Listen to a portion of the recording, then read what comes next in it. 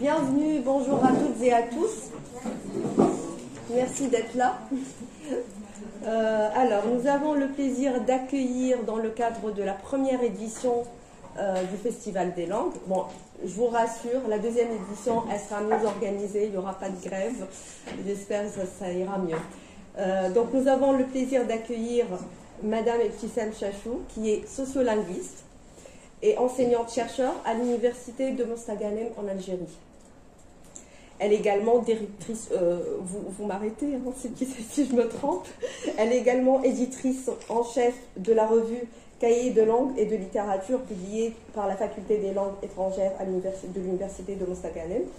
Et elle est auteure de plusieurs articles scientifiques que je vous conseille vivement et de 2 ouvrages sur la situation. Le premier porte sur la situation sociolinguistique de l'Algérie, pratique plurilingue et diversité à l'œuvre, qui est publié en 2013 chez l'Harmattan, et la sociolinguistique du Maghreb, publié en 2018. Alors, ces thématiques de recherche sont également nombreuses. Elles s'intéressent à la sociolinguistique dans le contexte algérien et maghrébin d'une façon générale, au plurilinguisme, à l'analyse du discours numérique, c'est ça, sur les réseaux sociaux numériques, et aux politiques linguistiques et éducatives, et plus récemment à l'histoire des langues du Maghreb. Sa présentation porte sur les regards diachroniques sur les langues natives au Maghreb. J'ai bien résumé? Très bien, merci. Vous avez des choses à ajouter? Voilà. À vous la parole. Merci beaucoup, chers collègues, chers Darim, de votre présentation très généreuse. Et je souhaite dans un premier temps m'excuser auprès de vous de ce retard. Merci à celles et ceux qui sont restés, merci à celles et ceux qui sont venus et qui sont là. Donc, je remercie également l'Université Paris 8 de son invitation, et plus particulièrement le département d'arabe et ma collègue Darim Saïdi de son invitation. Je suis très heureuse de partager avec vous ces quelques moments où on va parler un peu de sociolinguistique, de l'histoire des langues en Algérie et au Maghreb. On peut élargir au fur et à mesure de la présentation, en fonction de vos centres d'intérêt aussi. Je vois qu'il y a beaucoup d'étudiants et ça me fait énormément plaisir. Oui. Voilà, on n'a pas toujours la chance d'avoir autant d'étudiants dans un amphi. Donc merci à vous, étudiantes et étudiants. Merci à mes amis et collègues qui sont venus aussi d'ici et d'ailleurs. Merci aux membres de ma famille aussi qui sont présents pour me soutenir. Et donc voilà, je crois qu'on peut commencer. Comme l'a précisé Darim, l'intitulé de ma présentation, c'est Regards diachroniques sur les langues natives du Maghreb. Donc il va s'agir des langues premières, si vous voulez, des langues maternelles pratiquées au Maghreb. On va donner peut-être l'exemple de l'Algérie, mais comme je vous l'ai dit tout à l'heure, on peut élargir. Alors pourquoi cette problématique? Parce que tout simplement je suis en train de travailler sur un livre, voilà, qui porte sur l'histoire des langues en Algérie, et donc j'ai choisi une approche diachronique, historique, pour expliquer la formation des langues au Maghreb, leur évolution et leur coexistence aussi. Donc ça me paraît très important dans la mesure où il y a aujourd'hui, et on en parlait à l'instant, beaucoup de crispation, beaucoup de cristallisation identitaire, beaucoup de discours haineux parfois et révisionnistes, voire négationnistes sur la question des langues. C'est-à-dire on ne connaît pas l'origine des langues, on ne sait pas comment les langues se sont formées, on ne connaît pas cette histoire millénaire parfois de certaines langues, et on a tendance à faire des raccourcis, à tomber dans des stéréotypes. Et ces discours on les retrouve sur les réseaux sociaux numériques notamment. Ce sont des discours souvent haineux, ce sont des discours un peu agressifs à l'égard de ce qu'on considère parfois comme des dialectes, et donc que l'on dévalorise, que l'on dénigre au profit de ce qu'on considère comme des langues, des supralangues ou des supranormes. Donc on va peut-être parler de tout cela. J'ai beaucoup apprécié l'intervention de nos collègues Claire et Massinissa sur les langues dans les îles Canaries, et le libique, la langue libique, l'histoire de la langue libique dans les îles Canaries. Et elle avait parlé de blancs qu'il fallait combler, de trous dans l'histoire qu'il fallait aussi combler pour voilà, mieux expliquer cette évolution des langues. Et on avait parlé aussi d'une histoire millénaire de la présence du libique au Maghreb. On avait parlé aussi de l'interdisciplinarité qui est très importante comme approche pour comprendre les aspects historiques, sociologiques, politiques et anthropologiques, paléontologiques aussi, et qui peuvent expliquer la formation et la naissance des langues. Donc ce que j'essaie de faire dans ce travail, mais dans le travail que je suis en train de faire sur l'histoire des langues au Maghreb, c'est de me servir des apports de toutes ces sciences, de l'interdisciplinarité, donc comme approche, pour essayer d'apporter des réponses à la question des langues et à aussi répondre à des aspects qui restent problématiques, qui restent hypothétiques aussi. Il y a des aspects qui vont rester de l'ordre de l'hypothétique, mais il y aura des éléments auxquels on va trouver des réponses. Et il est très important aujourd'hui de recourir à l'interdisciplinarité pour faire de la linguistique, pour faire de la sociolinguistique, ce qu'on appelle la sociolinguistique historique, qui porte aussi sur les langues natives. Donc, pour commencer, je vais vous donner quelques éléments de paléontologie, d'anthropologie, et voilà, concernant la présence humaine au Maghreb dans un premier temps, et ensuite on va passer aux langues natives, donc qui sont là depuis des millénaires, et on verra par la suite les problématiques actuelles auxquelles sont confrontées ces langues. Alors vous avez, je vais passer, voilà, donc ça c'est le plan. On va donner quelques repères historiques, puis l'évolution des langues et leur évolution actuelle. Donc, un peu d'histoire pour commencer, donc l'histoire de l'Afrique du Nord, si vous voulez. Alors, on sait aujourd'hui, grâce à des travaux, pas aujourd'hui, on sait depuis longtemps déjà que cette partie de l'Afrique a été occupée depuis très longtemps, que la présence humaine y est très, très lointaine. Donc, on sait que depuis la préhistoire, la région, elle était occupée. On a retrouvé donc des fossiles qui montraient donc qu'il y avait une vie humaine, donc il y avait des groupements humains qui vivaient de la chasse, de la cueillette, etc. Donc les civilisations les plus importantes sont donc l'Homo sapiens, l'Ibéro-Maurusien, quand on parle donc de l'homme ou de l'Homo du Maghreb, de l'Afrique du Nord, donc c'est l'Ibéro-Maurusien, le Capsien aussi. Et ce sont des races, on va dire, entre guillemets, qui ont occupé l'espace maghrébin dont on a retrouvé les traces. Ça, c'est une reproduction faciale de l'Ibéro-Maurusien, donc qui a vécu dans l'espace nord-africain. Alors, nous avons aussi, donc, ce peuplement remonte à très longtemps, à 500 000 ans à peu près. Donc, il y a différentes industries aussi qui ont été découvertes. C'est voilà, tout ce qui est donc l'industrie moustérienne et attérienne, donc à l'époque où l'homme polissait la pierre, etc. Donc, c'est des périodes. Donc, il y avait donc l'industrie moustérienne d'abord, puis attérienne. Donc, c'est des époques où l'homme se servait d'ustensiles donc pour polir la pierre. Donc, vous avez aussi des images correspondant à cette époque.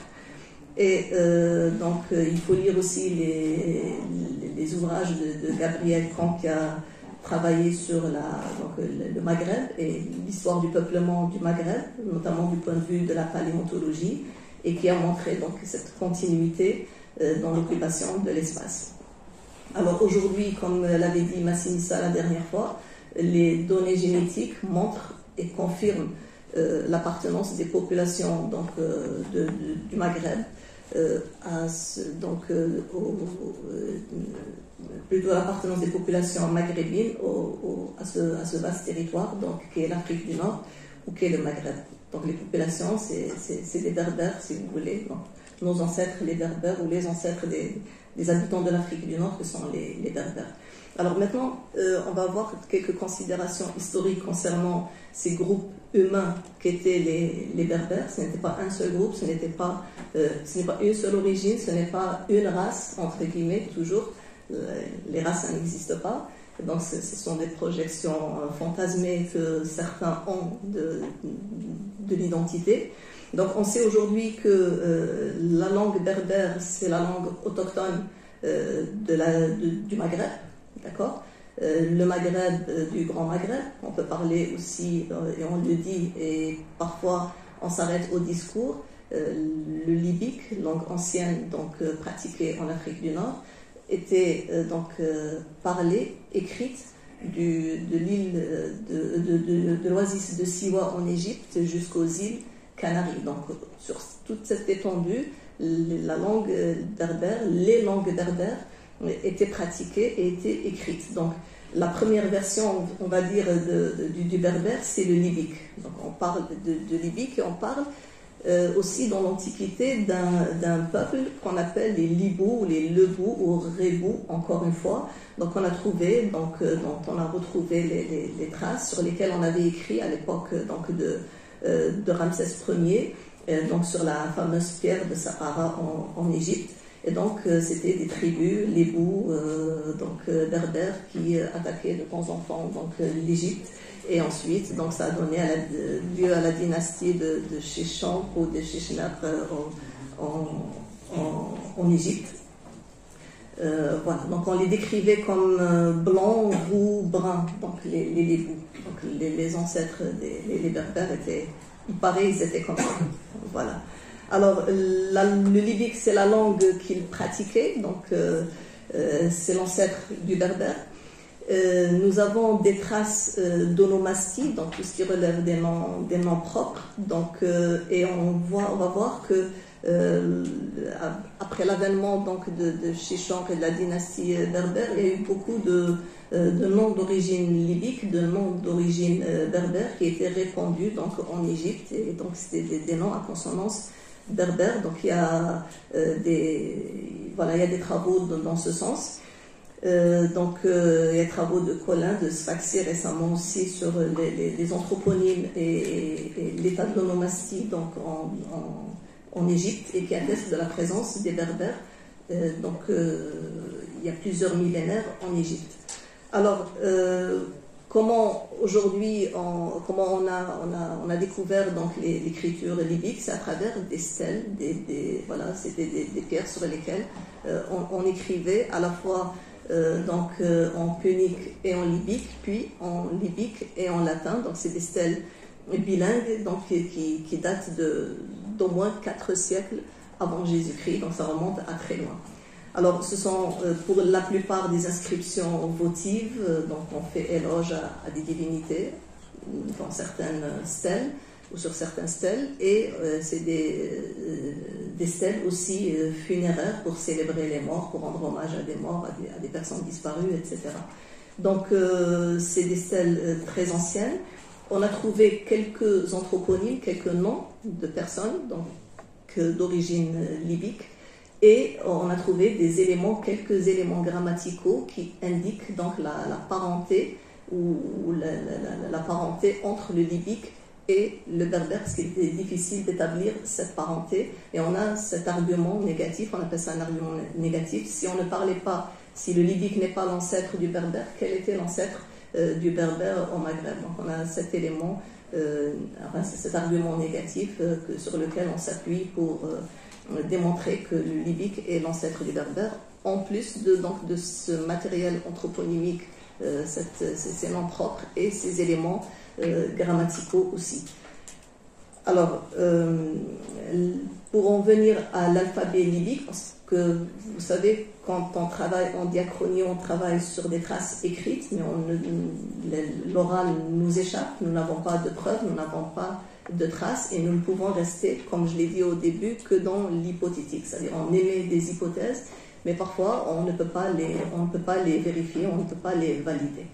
Alors, pour ce qui est de l'origine du libique, là aussi il y a eu plusieurs thèses controversées.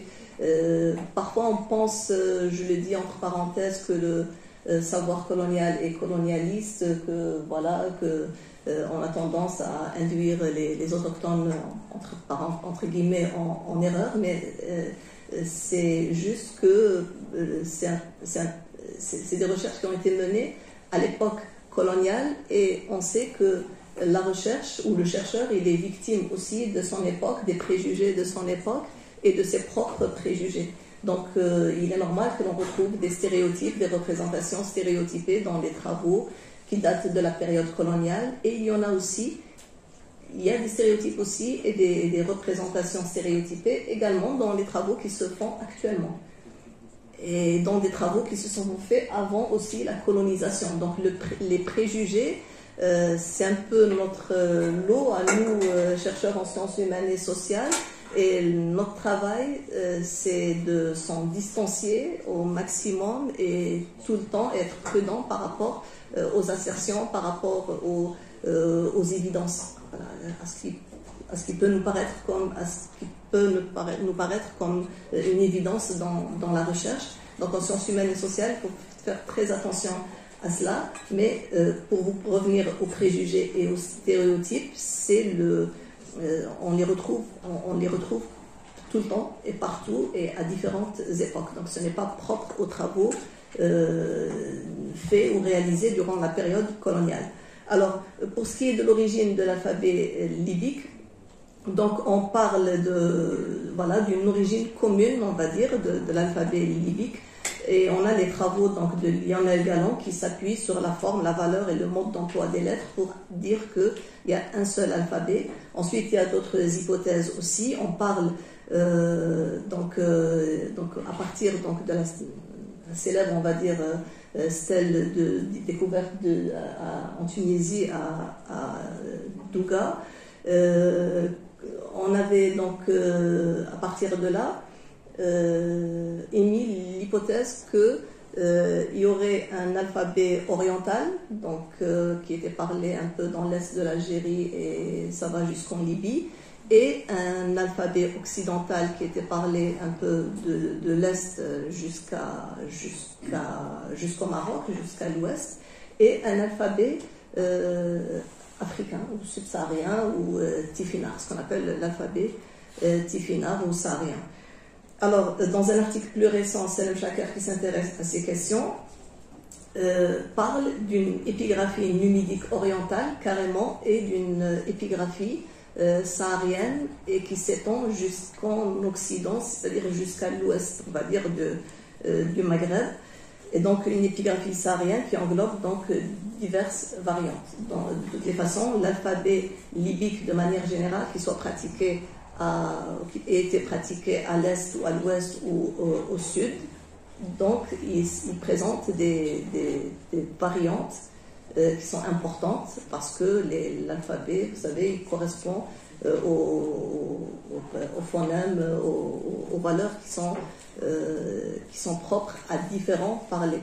Et je disais tout à l'heure qu'il n'y avait pas une seule langue berbère, qu'il y avait des langues berbères depuis toujours. Donc, il y a toujours eu un éclatement linguistique des variétés du berbère depuis toujours, dans la mesure où il n'y a jamais eu un pouvoir central et unificateur. Parce qu'on sait que l'unification de la langue se fait quand il y a un pouvoir central qui va imposer une langue ou décréter une langue comme étant la langue officielle du royaume.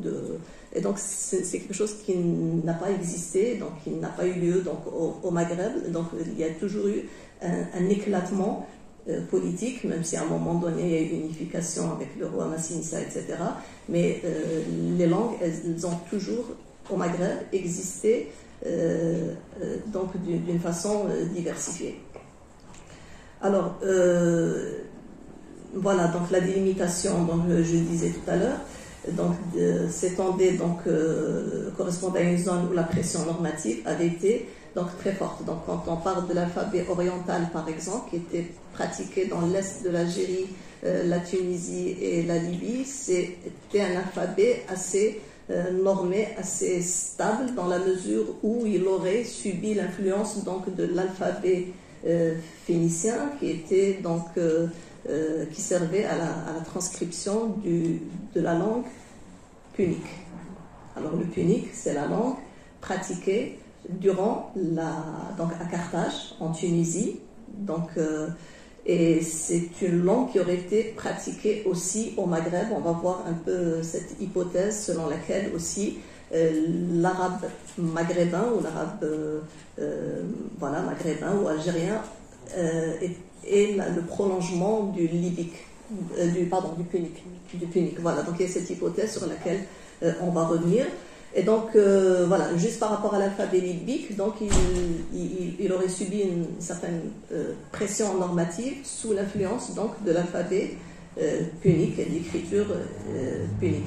Donc, en gros, nous avons les écritures libiques donc, du nord de l'Afrique, donc qui sont là pratiquées depuis l'Antiquité. Nous avons les écritures rupestres aussi de l'Atlas saharien. Donc en Algérie, au Maroc, au Sahara, au Sahel, dans les îles Canaries aussi, on l'a vu peut-être pour ceux qui étaient là le premier jour. Et nous avons le tifinagh, donc pratiqué dans les zones sahariennes, donc l'alphabet tarihi d'Algérie, de Libye, du Mali, du Niger, du Burkina Faso, etc., qui présente aussi des variantes. Alors, on sait aussi que le matériel graphique libique n'est pas seulement inspiré uniquement de l'alphabet phénicien, mais c'est aussi un alphabet qui a intégré des formes locales qu'on retrouve par exemple sur les tatouages, dans les poteries anciennes, dans les dessins anciens, etc. Donc là, il faut revenir aux travaux de la paléontologie, de l'anthropologie pour essayer de trouver des éléments de réponse par rapport à l'élaboration de l'alphabet libique au Maghreb. Donc il y a les travaux de Melika Hachid par exemple et bien d'autres. On parle d'un langage idéographique primaire également. Alors là vous avez une stèle, je ne sais pas si c'est visible, donc retrouvée en Tunisie. Et donc c'est une stèle aussi où il y a un énoncé donc, de type votif, voilà. Là, vous avez toutes les en rouge, là où on a retrouvé l'écriture libique, des traces de l'écriture libique, des stèles. Dans les îles Canaries, vous voyez aussi sur ma droite.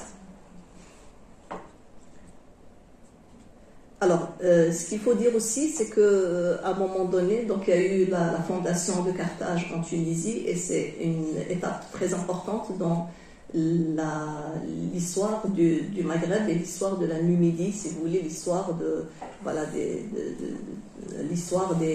Berbères donc, en Afrique du Nord. Donc il y a eu un syncrétisme culturel, donc un mélange donc, de cultures culturelles et cultuelles entre les Carthaginois, et les Berbères. Donc là aussi, il y a un problème de dénomination.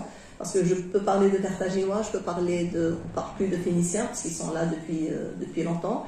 Et on parle de Puniques, donc c'est les habitants de Carthage, mais Punique aussi a servi à un moment donné aussi pour dénommer, pour désigner les habitants de l'Afrique de manière générale, donc et Berbères et Carthaginois. Massinis a parlé la dernière fois de Berbères phénicisés. Et voilà, il disait que les Phéniciens n'étaient pas nombreux en réalité, ils n'étaient pas nombreux à avoir donc, immigré à Carthage. Donc, ce sont des éléments donc, par rapport auxquels on fait très attention. Parce qu'il y a aussi des études génétiques récemment sur des 15, je crois, momies en Tunisie, et on avait donc découvert l'ADN donc berbère, etc. Et on a donc déduit que les habitants de Carthage, ce n'étaient pas des Phéniciens, mais c'était des Berbères, etc. Donc il faut aussi être très prudent par rapport à ces données, et aussi les soumettre à des spécialistes également. Nous sommes en linguistique, donc on essaie d'avoir des éléments d'explication, mais il faut être prudent et pour ne pas tirer des conclusions hâtives par rapport à tout ça. Donc voilà, donc il y a eu des alliances entre les Berbères et les Carthaginois, donc ils se sont soldés donc, par les fameuses guerres puniques. Donc nous avons les deux royaumes, deux principaux royaumes, donc celui des Massiciles gouverné par Sifax à l'ouest du Maghreb, et le royaume Massile, donc gouverné par Massinissa à l'est, donc jusqu'aux frontières de Carthage. Et donc la coexistence a duré donc jusqu'à 146 avant Jésus-Christ, quand Carthage a été donc détruite par Rome à l'issue donc de ces guerres puniques. Voilà, donc je vais passer rapidement. Donc il y a eu des échanges commerciaux entre donc les Phéniciens et les Carthaginois, on va dire, et les Berbères. Donc des échanges commerciaux, des alliances aussi matrimoniales. Voilà, donc il y avait des relations aussi sous le règne de Massinissa avec plusieurs États donc autour de la Méditerranée, donc à l'instar de Rome, l'Ibérie, la Grèce, et à l'ouest le roi Sifax, c'était plus avec l'Ibérie, avec l'Espagne en face, etc. Donc Sifax, il avait son royaume à Siga, à l'ouest de l'Algérie, et donc c'était assez proche donc, de l'Espagne. Il y a eu aussi donc, des influences culturelles, donc on a le culte de Baal et de Tanit, ou d'Ashtart. Voilà. Alors, pour ce qui est maintenant de la langue punique, donc on avait parlé du libyque. Le libyque, il était là, il était pratiqué, il était pratiqué. Bon, c'est l'argument négatif, s'il n'avait pas été critiqué, pratiqué, on ne sait pas d'où viendrait le berbère parlé aujourd'hui. Et nous avons à côté donc la langue punique, donc parlée par les Carthaginois. Alors, la langue punique a été introduite donc par les Phéniciens à Carthage, donc il y a plus de 3000 ans avant Jésus-Christ.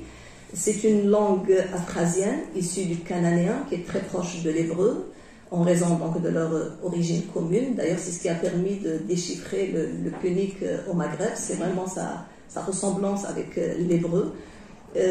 Donc il était aussi le punique donc destiné à des usages officiels, liturgiques, religieux. Il y avait des stèles donc votives et funéraires, comme je l'ai dit tout à l'heure, qui étaient écrites en punique. Et il avait donc des fonctions mystiques, religieuses, mais il y avait aussi de la littérature qui était écrite également en langue punique. On n'a pas retrouvé les traces, donc après la conquête romaine, mais on parle d'une littérature écrite en punique. Alors, dans la littérature dialectologique, c'est-à-dire en dialectologie, dans les travaux en dialectologie, le terme punique désigne un état d'évolution du phénicien au contact des langues berbères. C'est-à-dire que les Carthaginois, quand ils étaient là, ils ont parlé le phénicien, mais le phénicien a évolué donc, sur plusieurs millénaires, et son contact avec le berbère a entraîné des changements linguistiques, donc, et on a désigné le punique comme une langue donc, où on reconnaît des éléments donc, du phénicien, mais c'est une langue qui s'était beaucoup mélangée avec les langues berbères donc, pratiquées au Maghreb.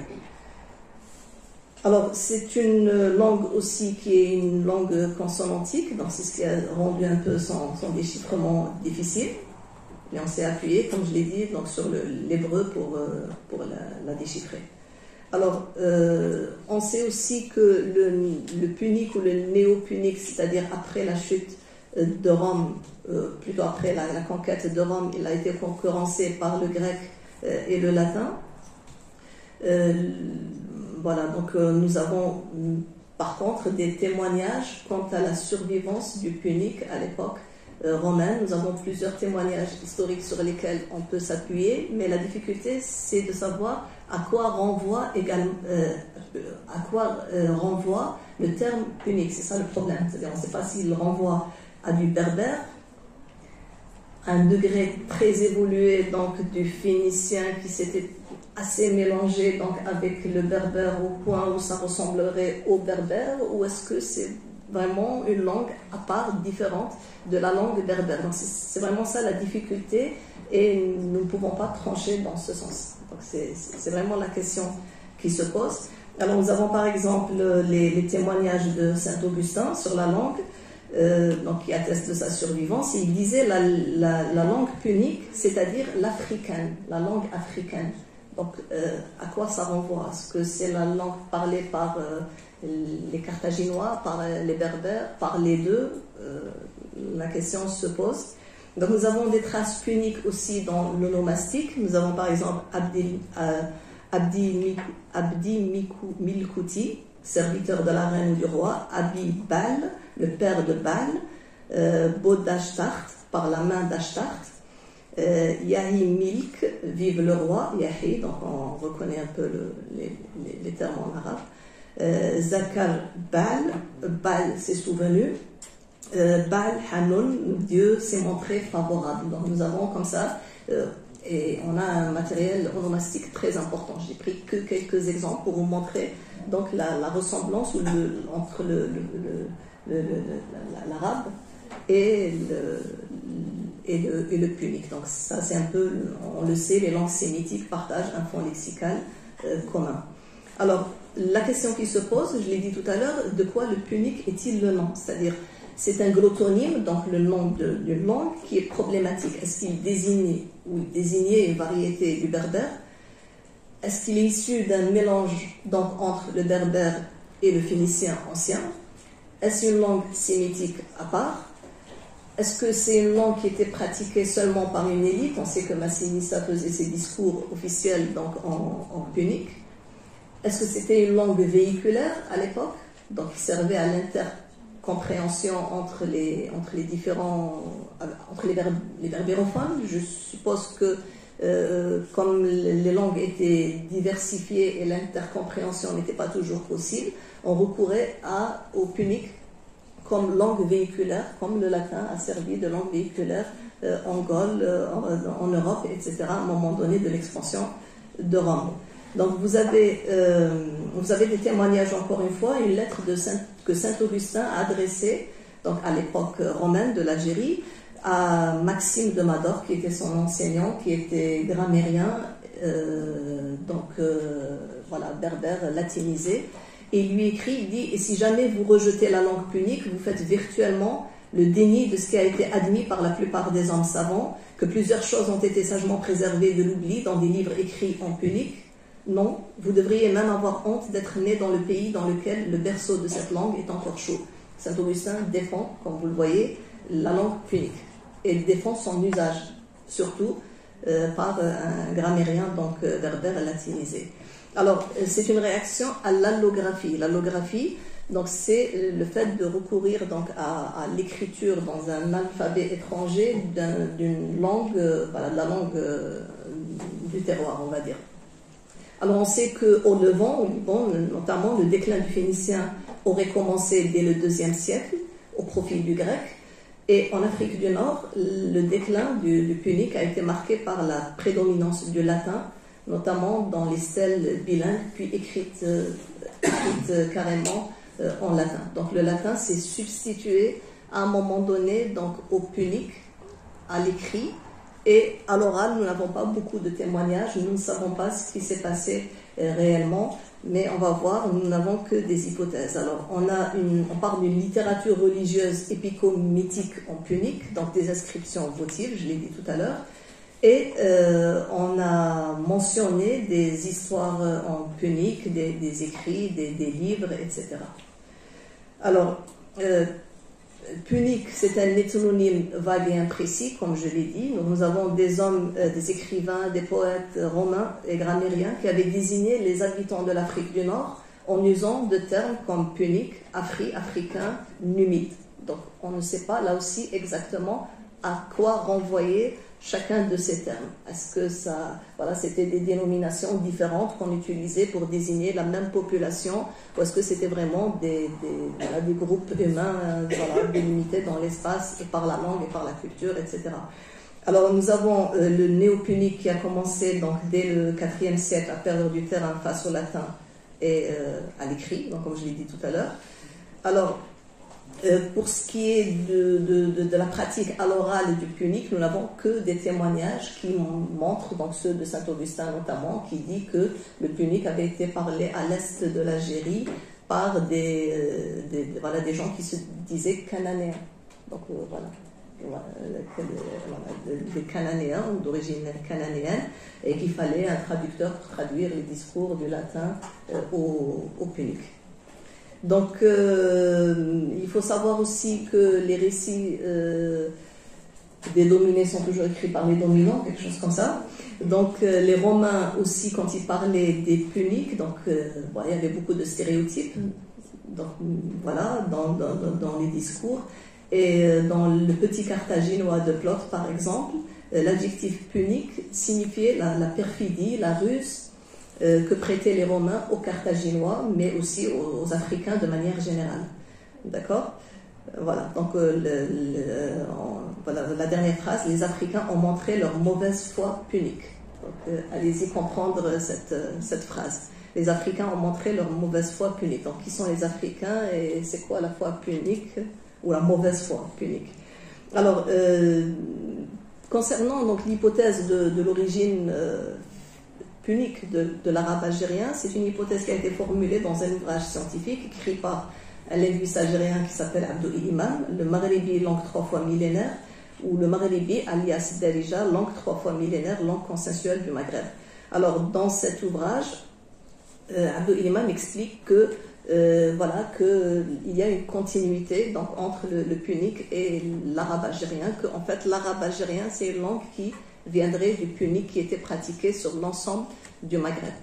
Donc cette thèse, nous la contestons, mais il y a d'autres linguistes qui avant nous l'avaient contestée et c'est aussi sujet encore à discussion. C'est une thèse aussi qui a donné lieu à quelques dérapages, à des discours haineux pour un peu associer les Algériens, on va dire de manière générale, à une certaine idée de l'arabisme, de l'islamisme aussi, parce que la Phénicie, c'est l'Arabie, c'est aussi une version un peu fantasmée, de l'identité du Maghreb. Donc on a tendance à faire dans l'amalgame et à vouloir associer donc les Maghrébins ou les habitants de l'Afrique du Nord à une origine orientale. Bon, c'est quelque chose qu'on retrouve un peu dans beaucoup de livres d'histoire, mais c'est quelque chose qui est en train de revenir, notamment ces dernières années en Algérie, où on parle de cette origine-là, et on est un peu dans... C'est un discours aussi qui contrecarre, on va dire, les vérités historiques sur le berbère, qui est considéré comme une invention coloniale. Donc, pour ces gens-là qui tiennent ces discours haineux, ces discours révisionnistes et négationnistes, j'en ai parlé au début, c'est aussi une thèse pour montrer qu'il y a une langue aussi ancienne que le berbère, et qui est l'arabe algérien, et qui viendrait donc du punique, langue aussi ancienne, on va dire, que le berbère. Elle ne peut pas être aussi ancienne que le berbère, mais on va dire l'antériorité de l'occupation de l'espace, c'est un argument en faveur donc d'une langue. Donc pour légitimer une langue, donc on va chercher des dimensions historiques à cette langue.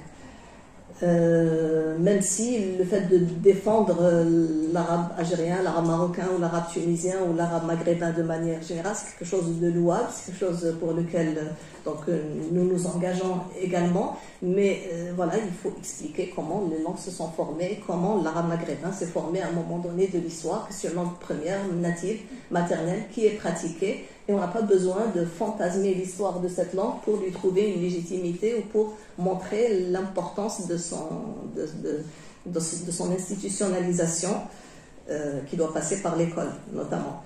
Alors cette hypothèse, donc, elle est contestable à bien des égards. Donc on a l'absence d'un continuum entre le punique et l'arabe algérien ou l'arabe maghrébin, c'est-à-dire quand les Arabes sont arrivés au Maghreb, il n'y avait aucune trace de la pratique du punique au Maghreb. On a trouvé des populations qui pratiquaient les langues berbères.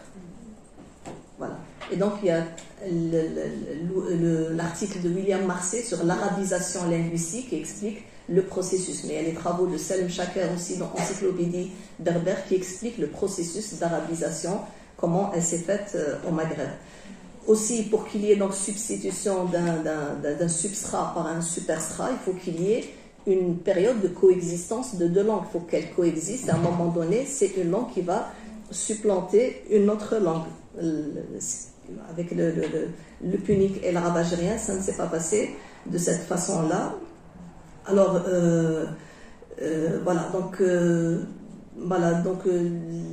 à l'arrivée des Arabes, donc 7e, 8e siècle, il n'y avait pas cette pratique.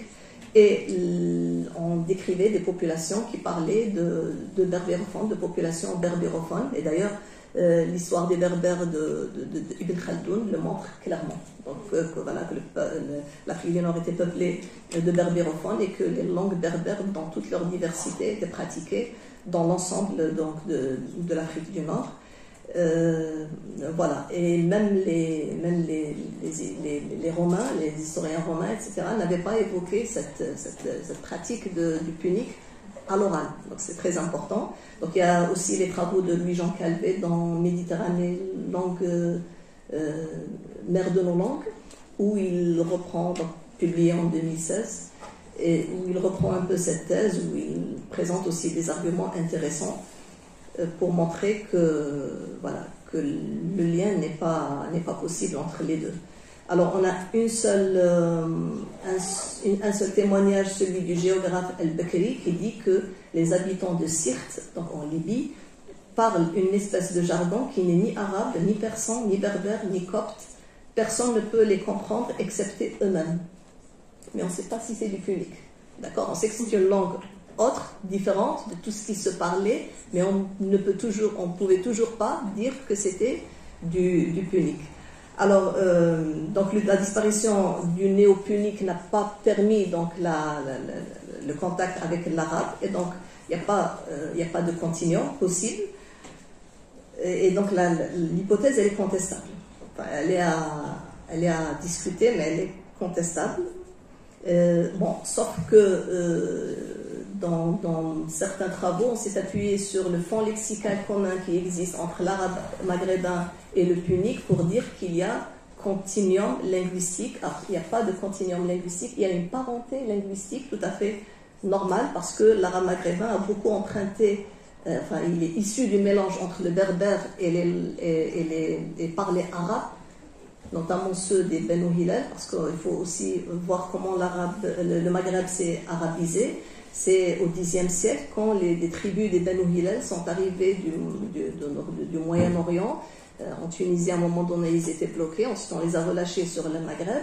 Et c'est le contact donc, entre les Banu Hilal et les populations berbérophones qui a fait émerger l'arabe maghrébin, qui est un mélange entre le berbère et les parlers arabes.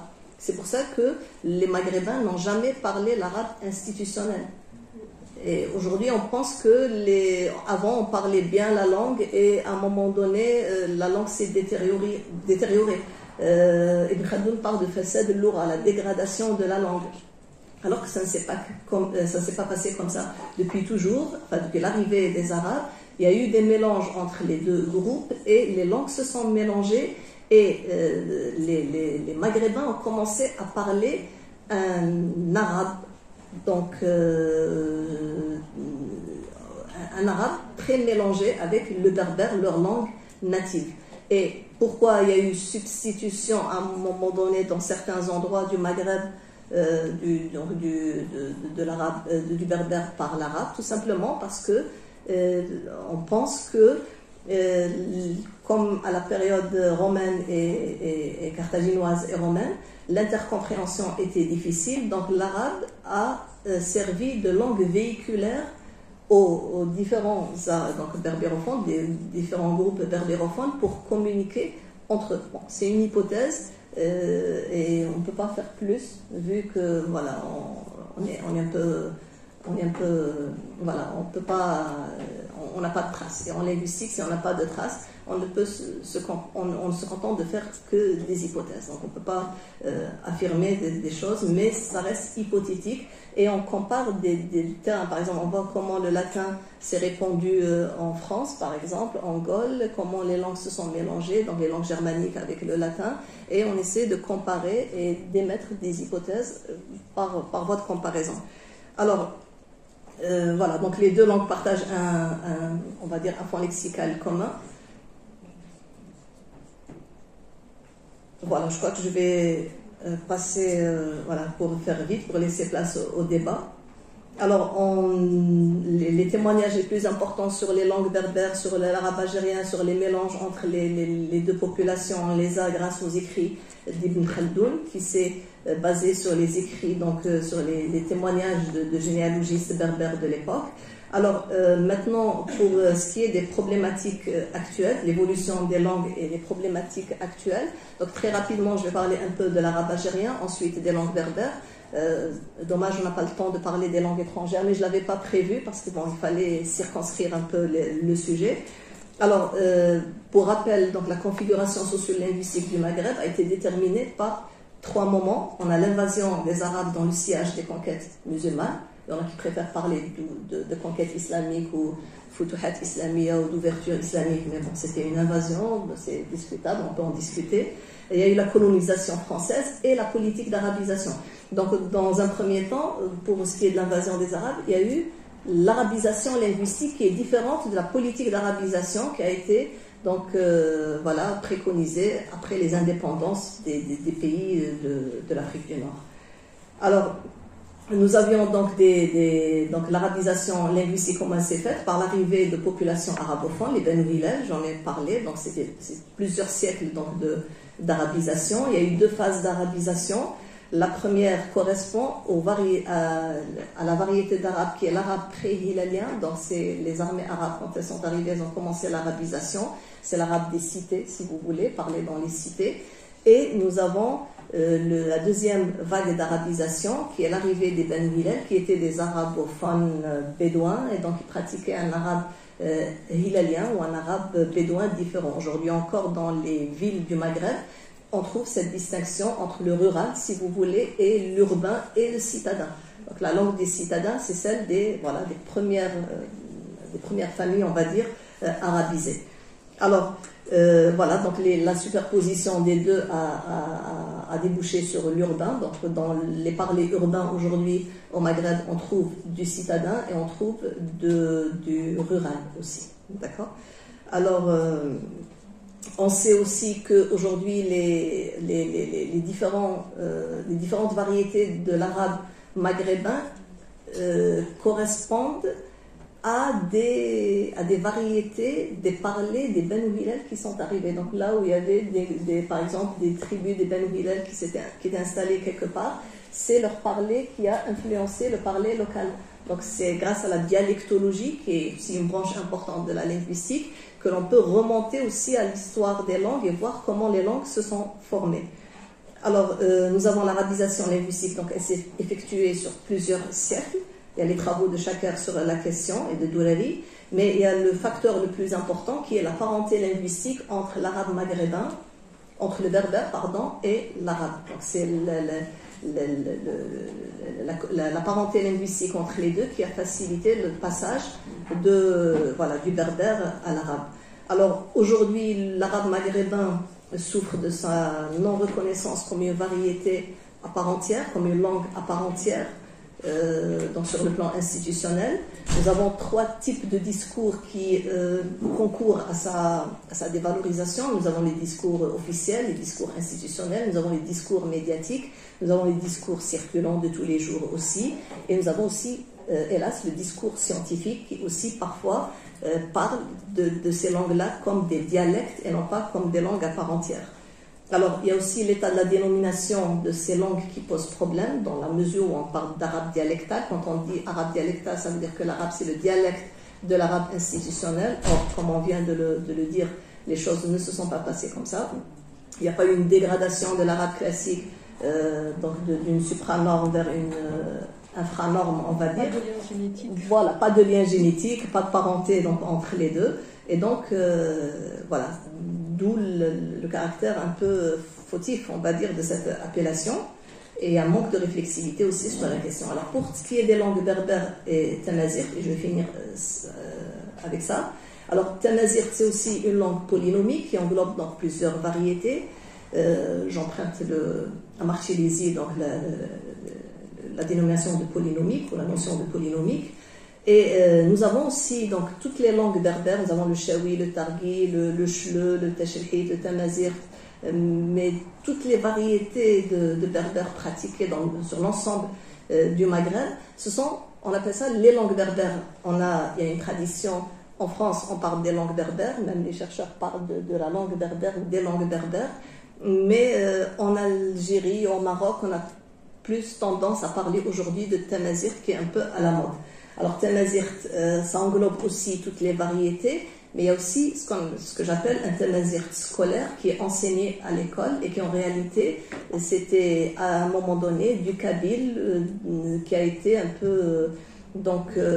nettoyé, on va dire. On a enlevé les mots en arabe, les mots en français, on les a remplacés par des mots donc du targhi parce que la langue targhi donc du Sahara était la mieux conservée et on pensait que c'est une langue berbère qui est la mieux conservée. Donc on a fait beaucoup d'emprunts, on a créé beaucoup de néologismes, de mots nouveaux, et donc aujourd'hui c'est une langue de laboratoire fabriquée, artificielle, que l'on enseigne. Et voilà, parfois on enseigne cette variété-là ou cette langue-là de laboratoire, mais dans certaines institutions aussi, on enseigne les différentes langues donc du quotidien.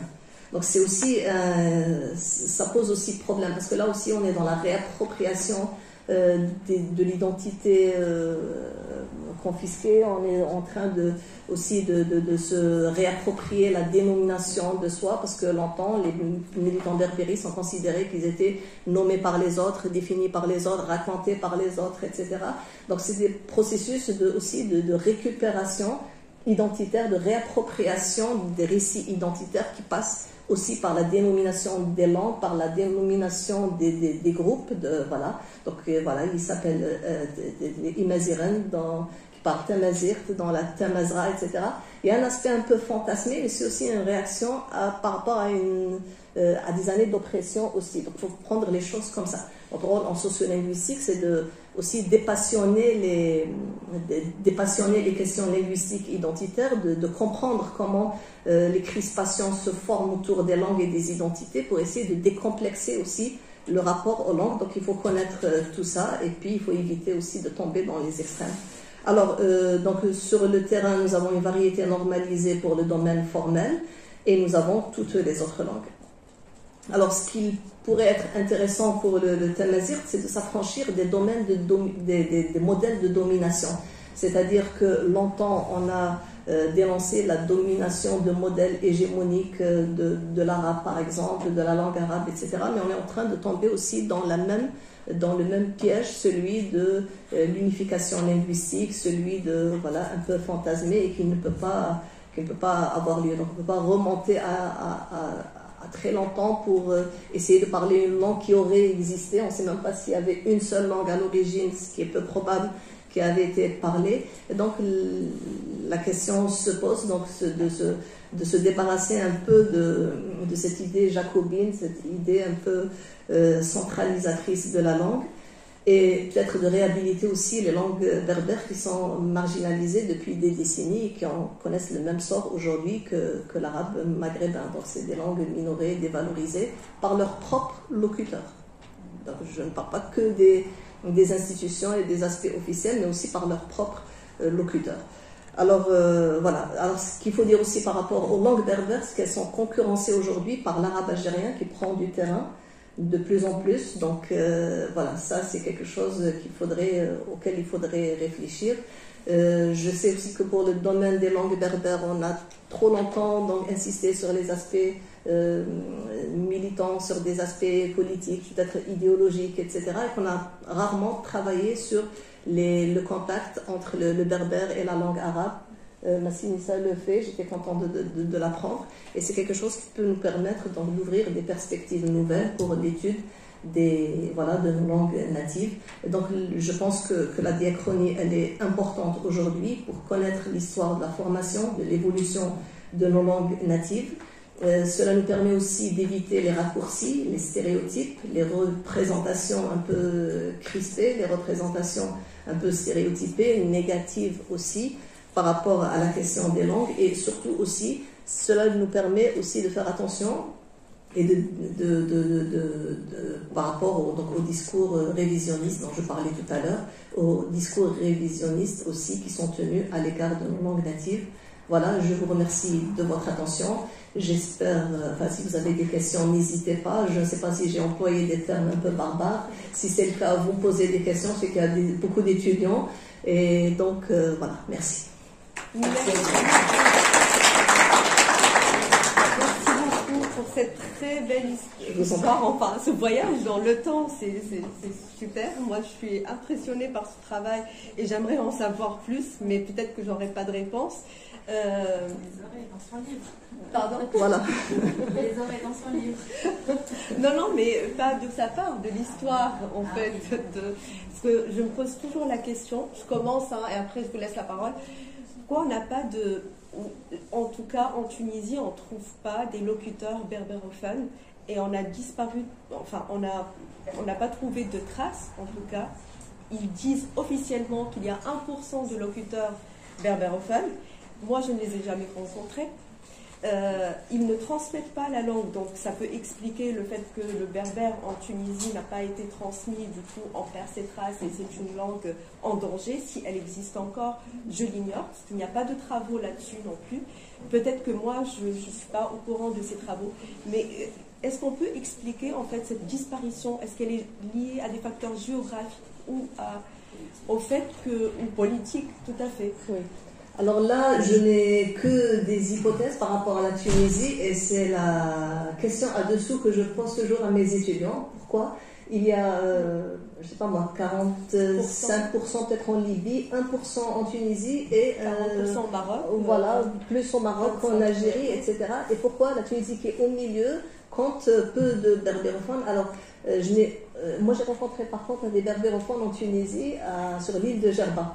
Oui, justement, voilà. le peu de locuteurs oui. qu'on peut compter, je pense, maintenant sur les doigts, donc c'est vraiment dans la région de Djerba, oui. Dans l'île de Djerba. Voilà. Alors l'hypothèse, c'est le passé carthaginois peut-être, donc le punique aurait été pratiqué peut-être plus en Tunisie, c'est une hypothèse. La superficie aussi de la Tunisie, aussi, qui a peut-être facilité l'arabisation. Et le troisième facteur, c'est que la Tunisie, ça a été le premier, Kairouan, c'était le premier foyer d'arabisation donc du Maghreb. C'est à partir de là que...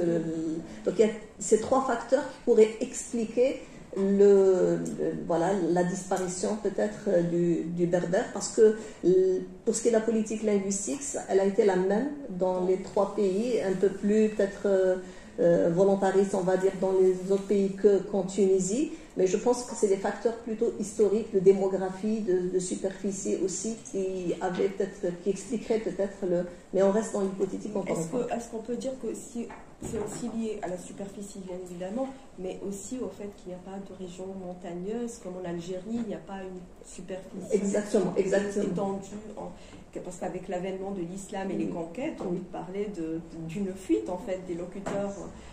Des berbères en fait, vers les montagnes, etc. C'est vrai parce sont installés dans les régions montagnes. Exactement, parce que là, au Maroc, en Libye et en Égypte en Égypte, en Libye, en Algérie et en Tunisie, c'est vraiment ce qu'on appelle des obstacles naturels qui ont favorisé donc le maintien du berbère. Donc c'est les régions montagneuses, donc le Jurjura, le Mont Chinois en Algérie, les montagnes, les régions montagneuses du Maroc, mais on a aussi le Sahara, les fins fonds du Sahara, par exemple le Targhi, donc la distance elle est importante, le contact avec les autres langues ne sont pas importants dans ces régions. C'est vrai qu'il y a eu donc fuite, il y a eu aussi recul. C'est pour ça que je dis aussi souvent à mes étudiants que c'est pas parce que les Berbères adoraient leur langue à l'époque qu'ils ont maintenu dans certaines régions leur langue que les autres se sont arabisés. C'est juste parce qu'il y avait des obstacles géographiques qui ont empêché donc, le contact avec des populations qui parlaient d'autres langues, et donc le contact ne s'est pas fait, et donc le contact linguistique ne s'est pas fait. Donc oui, c'est très probable. Merci beaucoup. Je vous en prie. Allez-y.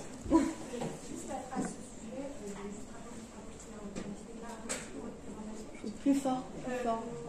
Au sujet de la disparition du berbère en Tunisie, il me semble qu'il y a aussi un aspect historique du fait que les invasions italiennes ont été beaucoup plus importantes justement en Tunisie, et que du coup, avec l'apport de l'arabe et des des tribus italiennes, ça a contribué en fait à la diminution de la pratique du berbère sur cette partie de la...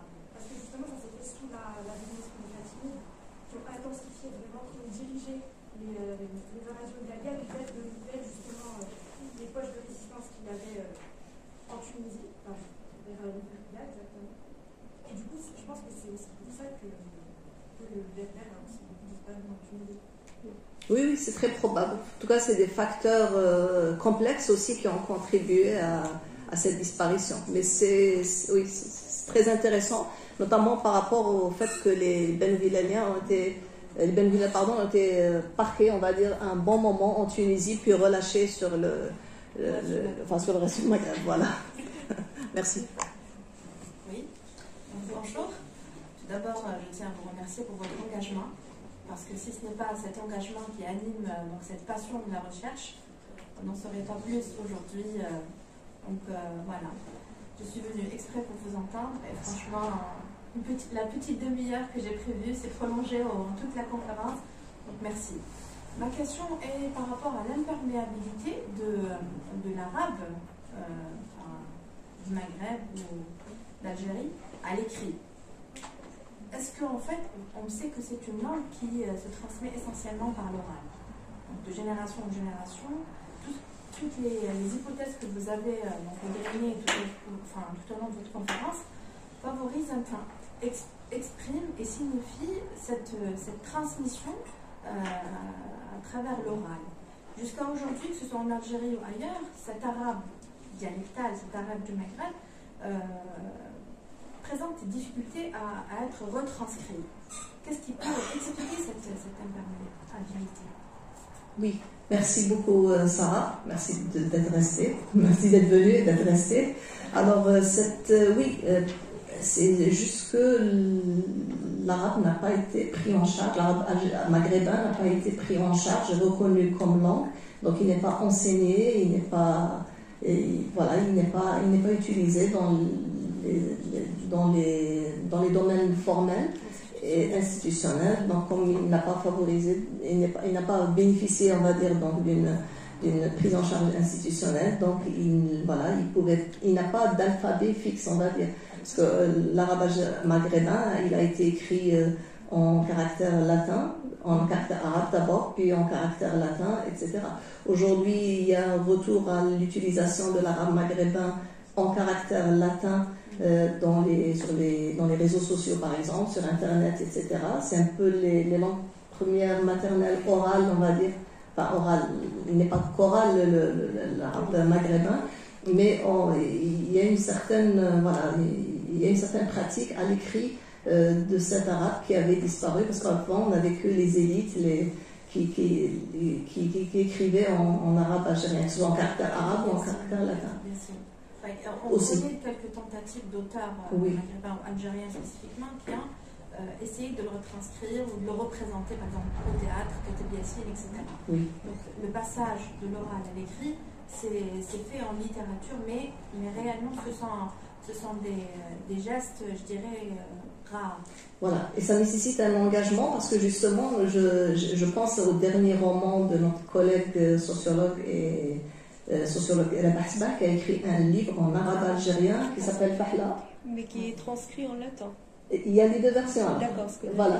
Alors la version en arabe pose problème parce qu'on n'est pas toujours d'accord sur l'orthographe de certains mots, etc. Il y a un travail d'uniformisation en fait, de l'alphabet du dialectal, qui est un travail à faire. Maintenant, je pense le dialectal est en train de prendre de plus en plus de terrain On le retrouve en tout cas en Tunisie. Il y avait toujours un journal qui était écrit en dialectal, As-Sarih. Il existait depuis les années 70. Donc c'est écrit dans les archives aussi. On trouve des traces de l'arabe dialectal tunisien. Maintenant, ce qui est nouveau, récent, c'est qu'il y a des auteurs et des romanciers qui écrivent en arabe dialectal. Ouais. Des romans qui sont écrits en arabe dialectal. Moi, j'en ai reçu récemment 3, je l'ai dit hier. 3 romans écrits en tunisien, mais écrits. Et puis, il y a des traductions d'Albert Camus, par exemple. L'étranger d'Albert Camus a été traduit récemment en tunisien. Il y a Le Petit Prince qui était traduit en marocain et en tunisien aussi. Donc, il y a de plus en plus, et on le retrouve dans l'espace, même sur les réseaux sociaux, on trouve vraiment des textes entièrement écrits en dialectal, mais en caractère arabe, en fait. Donc, je pense que c'est en train de changer, les choses sont en train de changer. On est loin de la rendre comme langue officielle, on est très loin de ça, mais je pense que c'est en train, il est d'une vitalité incroyable et on le retrouve dans tous les domaines.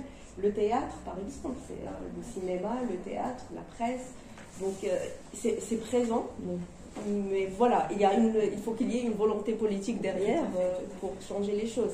Après, il y a peut-être différents registres aussi. Il y a un arabe maghrébin qui est plus proche du littéraire, qui est utilisé peut-être dans les romans. Non, même pas. Non, même pas.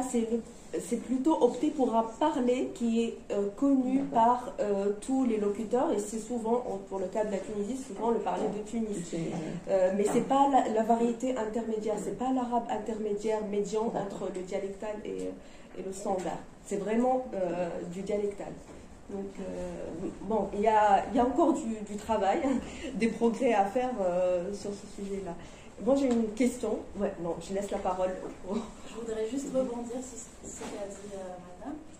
L'arabe algérien, c'est écrit à partir du XVIe siècle au moins, mais très peu, ou en tout cas, on n'en a pas beaucoup de traces, probablement parce que les archives algériennes, enfin, il n'y a pas eu une institution stable qui ait gardé les archives depuis le XVIe siècle, mais ils existent en Espagne, entre autres.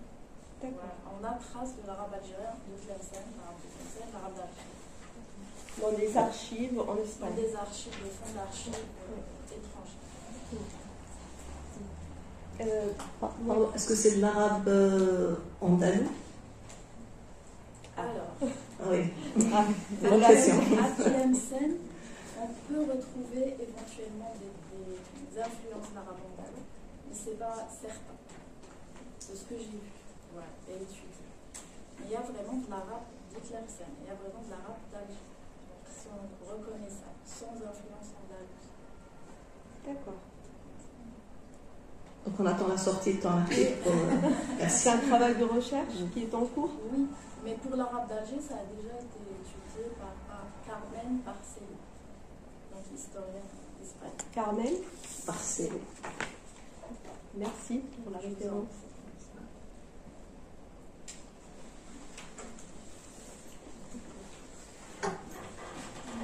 Oui, Issa. Bonjour, merci pour la conférence. En fait, moi j'avais juste une question à propos de l'influence de Banu Hilal sur les Berbères en fait.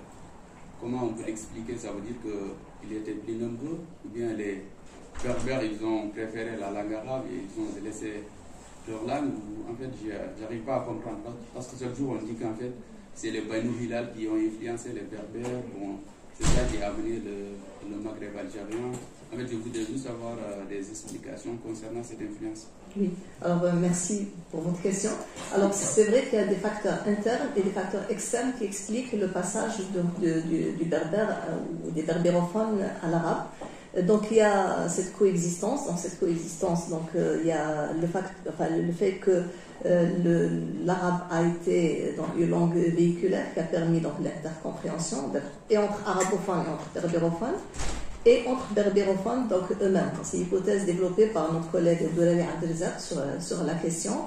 Et il y a aussi des facteurs, parmi les facteurs externes, c'est aussi que oui, les berbérophones à l'époque étaient impressionnés par les Arabes, par leur civilisation, par leur culture, par leur littérature, par le message coranique aussi. Donc il faut lire aussi l'article de Salim Chaker qui explique très bien cela. Et donc, ils se sont même créés des généalogies arabes pour pouvoir s'intégrer, donc pour accéder au pouvoir, comme cela se fait quand il y a une domination étrangère, comme pour les Romains par exemple, aussi pour être aussi dans le cercle du pouvoir par exemple, il fallait adopter un nom latin, se convertir au christianisme à un moment donné, et adopter le mode culturel, vestimentaire latin. Donc les Berbères, ils étaient donc impressionnés par ces Arabes. Alors ces Arabes, contrairement à ce qu'on peut penser, ce ne sont pas des Bédouins qui sont arrivés directement d'Arabie, c'est des Arabes qui ont longtemps séjourné en Orient. Et donc le berceau des civilisations. Et donc ils se sont citadinisés. Et ils sont restés des siècles au Moyen-Orient. Après, ils sont venus au Maghreb. Donc c'était des gens civilisés. C'était pas l'arabe dont parlait Ibn Khaldoun. L'arabe, c'est les Bédouins, c'est pas les Arabes. Donc là, parfois, on a tendance aussi à faire des raccourcis et à essayer de dire mais les Arabes, c'était des Arabes, des Bédouins, des gens violents, etc. Donc la première arabisation, c'était une arabisation de gens civilisés, lettrés, etc., qui sont venus pour faire passer le message coranique, pour islamiser, mais pas pour arabiser. Donc ils se sont arabisés eux-mêmes, les Berbères, à un moment donné de l'histoire. Et donc ce n'est qu'après les indépendances qu'il y a eu la revendication linguistique, une conscience linguistique par rapport à la sauvegarde de la langue berbère, etc. Mais ça, c'est récent dans l'histoire du Maghreb. C'est pour ça que l'arabisation a réussi au Maghreb, parce que les Berbères ont eux-mêmes adopté les langues arabes, parce qu'elles étaient variées aussi à l'époque. Ils se sont islamisés aussi. C'est vrai c'était par la force au départ, c'était une invasion, il y avait une résistance, etc. Mais après, quand les Arabes se sont installés, eh bien, il y a eu... après, les Arabes, ils n'étaient pas nombreux, 80 000 à peu près. Ils ne sont pas restés, ils sont partis en Espagne. Ce qui les intéressait, ce n'était pas le Maghreb, c'était l'Andalousie par la suite. Voilà. Merci. Je vous en prie. Et du coup, la question qui se pose, est-ce que ces Arabes qui ont les premières conquêtes, est-ce que c'était vraiment des locuteurs? D'accord. Est-ce que c'était des locuteurs d'une variété de l'arabe ou de l'arabe? Parce que l'arabe classique, on sait très bien que c'est une langue plutôt écrite, que dans la péninsule arabique, il y avait différentes langues qui se rapprochaient, le sud-arabique qui s'écarte par exemple de l'arabe du Coran, on va dire, et il y avait des variétés en fait d'arabe. Est-ce que c'est les premiers conquérants, est-ce qu'ils parlaient vraiment un arabe classique comme on l'entend maintenant, arabe classique, langue du Coran? Oui, non, l'arabe classique en fait n'a pas de communauté de référence, n'a pas de communauté linguistique, il n'en a jamais eu, même du temps du prophète ou de l'Arabie, c'était la langue de l'écrit. C'était l'arabe classique, l'institutionnel, c'était la langue de l'écrit, de la liturgie, de la religion. Mais on suppose qu'à l'oral, on parlait les variétés arabiques, sud-arabiques, comme elles sont pratiquées aujourd'hui. On peut imaginer qu'il n'y avait pas une grande différence entre ce qui est parlé en Arabie Saoudite maintenant et entre ce qui était parlé du temps de la révélation du Coran, par exemple. Donc l'arabe institutionnel ou classique, c'est la langue de l'écrit de l'époque, de la poésie pré-islamique, la langue de la révélation du Coran, la langue du Coran c'est aussi stéréotypé, et la langue des hadiths, etc. Donc des écrits officiels, des dits officiels. Mais voilà, l'arabe classique n'a jamais eu une communauté de référence. C'est pour ça que la politique d'arabisation n'a pas réussi. C'est-à-dire faire des Maghrébins, des gens qui parlent arabe institutionnel ou classique, ou standard. Donc ça n'a pas été possible parce que ce n'est pas une langue maternelle. Mais la francisation de la France a réussi parce que le français, c'était la langue des Francs, et c'était une langue portée par une communauté. Et la francisation a été possible aussi en France, où il y avait des variétés très importantes de langues qui ont aussi disparu pour la plupart. Ou qui étaient marginalisées, mis à l'écart aussi, etc. Ou qui sont restées des langues minoritaires, en fait. Voilà. Donc du coup, ça explique aussi la diversité des dialectes arabes finalement. Exactement, exactement. Le dialectal qu'on parle, l'égyptien est différent du marocain, est différent de l'algérien, parce que ça dépend aussi des tribus qui sont venues, qui se sont installées au moment des conquêtes. Voilà, donc il y a les Banu Ma'el, les Banu Sulaym par exemple, qui avaient des parlers différents, mais il y avait aussi les langues berbères qui étaient différentes. Parce que, parce que l'accent, on va dire, c'est aussi la musique, la langue maternelle, ou la langue native. Donc les parlers n'étaient pas les mêmes au Maroc, ce qui était le fond avant qu'il y ait différent. Voilà, le fond berbère était déjà différent et le superstrat arabe était aussi différent, et donc ça fait toute cette complexité et toute cette diversité. Donc aujourd'hui, quand on parle du Maghreb, des langues pratiquées au Maghreb, elles ont toujours existé dans cet état de diversité importante et ça continue. Et de plurilinguisme, sauf qu'aujourd'hui, le danger pour les langues natives, c'est la dialectalisation. C'est-à-dire qu'elles sont en train de subir beaucoup d'influence de la part de l'arabe classique, mais de la part du français aussi. Et donc, on a certains mots, par exemple, utilisés par nos ancêtres, on va dire, qui ne sont plus compris par les générations actuelles. Voilà. Mais ça fait partie. Oui, pardon. Une question. J'ai une question qui est soit très naïve, soit très provocatrice. Et en fait, je m'interroge sur le sens de porter autant de valeur à la langue parlée, à un dialecte parlé. Est-ce que finalement, ce n'est pas desservir les populations et de les enfermer dans le parler en leur disant que la manière dont ils parlent est valable et qu'ils n'ont pas besoin de chercher à parler une langue plus. La langue finalement la langue de la science des arts qui est l'arabe classique, parce que c'est un peu ce qu'on a fait en France, c'est-à-dire qu'on a étouffé tout ce qui est patois, ça c'était pendant la Troisième République. À l'époque, on se disait que l'école républicaine allait permettre à tous les enfants, en accédant à la langue française, d'accéder aussi à la culture scientifique, d'accéder à une culture artistique, et ça a permis effectivement une certaine évolution sociale. Mais est-ce que finalement insister sur la langue parlée, le dialecte, c'est pas enfermer les populations dans quelque chose d'acquis en leur disant que ce que vous faites c'est déjà bien, restez là-dedans?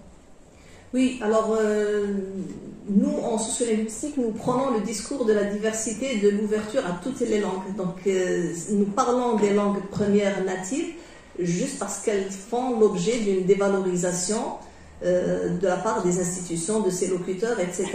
Mais nous n'opposons pas des langues à d'autres langues ou une langue à une autre. On n'est pas dans la dichotomie, arabe classique. C'est soit l'arabe classique, c'est soit l'arabe maternel ou la langue native. Non, on n'est pas dans ces oppositions, on n'est pas dans ces dichotomies. L'arabe institutionnel a sa place dans les pays du Maghreb et depuis toujours. Et les langues premières ont aussi leur place, et les langues étrangères aussi ont leur place dans les pays du Maghreb. Donc il faut s'ouvrir, au contraire, aux langues. Et quand on s'ouvre aux langues, on s'ouvre à différentes cultures, donc à différentes façons de voir le monde. Et le risque quand on s'enferme dans une langue, c'est aussi de s'enfermer dans une culture. Et quand on s'enferme dans une culture, c'est la mort assurée. Pour la communauté, c'est l'isolement. C'est tout le Je travail. ne sais pas si j'ai bien compris votre question. En fait, moi je me demandais, est-ce que le fait de valoriser à ce point l'usage de l'oral du dialecte qui est déjà acquis par les populations du Maghreb, est-ce que c'est pas finalement les enfermer dans une stagnation, de leur dire que vu que leur langue on la valorise, et ben on va leur permettre il n'y a plus besoin de chercher, il n'y a plus forcément besoin de chercher par la classique, forcément de chercher des langues étrangères. Mais nous ne sommes pas dans la survalorisation non plus démesurée des langues natives. On est dans un rapport raisonné aux langues. C'est-à-dire que ce que nous déplorons un petit peu, c'est la dévalorisation de la langue. La langue n'a ni à être dévalorisée, ni à être survalorisée. Mais elle a à être considérée normalement par rapport aux autres langues. Donc c'est dans un souci d'équilibre, d'égalité, de parité, si vous voulez, entre les langues que nous sensibilisons quant à cette dévalorisation parfois inconsciente des langues. Mais c'est vrai, les Maghrébins parlent leur langue le plus normalement du monde. Mais dans les prochaines années, je ne sais pas quelle sera ou à quoi ressembleront ces langues qui ne sont pas sauvegardées, qui ne sont pas transmises par l'école, qui ne sont pas enseignées, dont les corpus littéraires ne sont pas sauvegardés, ne sont pas mis en évidence ou valorisés aussi, comme les autres cultures. Parce que quand on voit toutes les autres langues et cultures hégémoniques, c'est des langues aussi qui défendent c'est des populations qui défendent leur langue et leur culture. Et donc nous, maghrébins ou dans d'autres contextes où il y a ce qu'on appelle le phénomène de diglossie, une langue dominante et une langue dominée, nous devons aussi de permettre à ces langues d'évoluer et à leurs locuteurs de s'épanouir en pratiquant ces langues et être dans leur culture et en assumant leur culture. Parce qu'il y a aussi des sentiments aussi qu'on a intériorisés, de sentiments d'infériorité, de culpabilité quand on parle dans langue première, peut-être à l'école aussi. Quand on va à l'école, on dit aux enfants dès la première année, ce que vous parlez c'est une langue fautive, ce n'est pas ça l'arabe, on va vous apprendre l'arabe, ce que vous avez appris c'est la langue de la rue, c'est la langue du marché, ce n'est pas une langue, c'est un dialecte, et on est dans un discours de dévalorisation et de la langue et de son locuteur et de sa communauté et de la culture et du pays en entier. Et on est dans une sorte de schizophrénie. Donc c'est un peu ça qu'on veut éviter aussi qu'on travaille à éviter aux générations futures. Tout à fait. Je suis entièrement d'accord et que l'arabe dialectal, c'est pas pour le survaloriser justement, c'est pour qu'il trouve juste sa place en tant que langue déjà à part entière et en tant que langue, pourquoi pas officielle. On peut avoir 2 ou 3 langues officielles dans un seul pays. Et puis ce n'est pas contre l'arabe, il ne faut pas le comprendre comme une rivalité avec l'arabe standard. L'arabe standard a aussi sa place à l'école, etc. Mais on donne aussi la possibilité aux locuteurs natifs de s'exprimer dans leur langue maternelle, d'exprimer leurs émotions, leurs pensées aussi. Parce qu'on dit souvent que ce sont des langues qui sont inaptes à exprimer tout ce qui est scientifique, tout ce qui est philosophique, etc. Or que c'est faux en fait, c'est la langue de l'affect, c'est la langue on peut l'utiliser aussi pour exprimer des idées scientifiques, philosophiques ou autres. Donc et on est pour le plurilinguisme, au contraire, on est dans un monde plurilingue, de plus en plus plurilingue. On est loin là du monolinguisme. D'ailleurs, j'imagine qu'il n'y a plus de sociétés monolingues. Rares sont les sociétés qui sont monolingues. Et c'est plutôt une ouverture, le plurilinguisme. Donc valoriser toutes les langues qui existent. Et toutes les langues minoritaires aussi qui ont leur droit d'exister et d'être là, présents, et d'être étudiées surtout. Pourquoi ne pas en faire par exemple des grammaires de ces dialectes-là pour avoir des traces par la suite? C'est aussi un patrimoine, ces dialectes-là appelés, ces langues en fait, mais communément appelées dialectes. Il faut avoir aussi des traces. Il faut justement travailler dessus aussi et avoir des grammaires. Donner la possibilité de les enseigner aussi à des locuteurs, à ceux qui le souhaitent. Après, voilà, toutes les langues évoluent et on ne sait justement pas comment ça va évoluer ces dialectes. Oui. Et juste pour l'anecdote, nous recevons en Algérie des étudiants subsahariens qui, avant d'arriver, se renseignent un peu sur l'Algérie et on leur dit on parle arabe.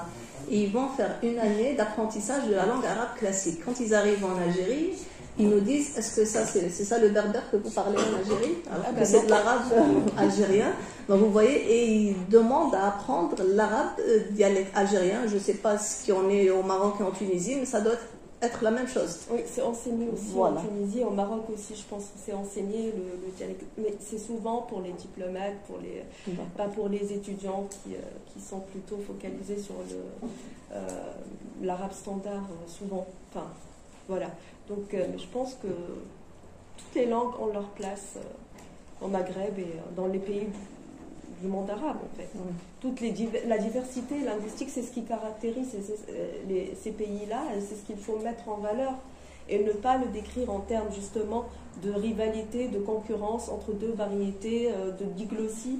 On est loin de l'image, on est plutôt dans un continuum déjà, que dans une diglossie arabe standard, arabe dialectal. Il y a tellement, entre les deux, il y a tellement de variétés, et puis qu'ils ne se limitent pas à une zone géographique. On ne se limite pas à des frontières géographiques, c'est tout un continuum. On peut partir. Oui. Je pense qu'il faut que je m'arrête. J'ai tellement d'autres questions à vous poser. Est-ce qu'il y a une dernière question? Non? Ok, moi, une toute dernière question. Est-ce qu'on peut encore trouver des stèles, est-ce qu'il y a des archéologues qui travaillent justement sur ces stèles ou des épigraphistes? Oui. Est-ce qu'on peut encore espérer trouver? Oui. Alors, d'après Massine Issa, on en découvre encore dans les îles Canaries, mais au Maghreb, il y a longtemps qu'on n'en a pas entendu parler comme ça de découvertes récentes de stèles. Voilà. Pour l'instant. Merci. En latin, oui, récemment, à Alger, etc. Mais en punique, non. Voilà, merci beaucoup. Merci beaucoup encore une fois.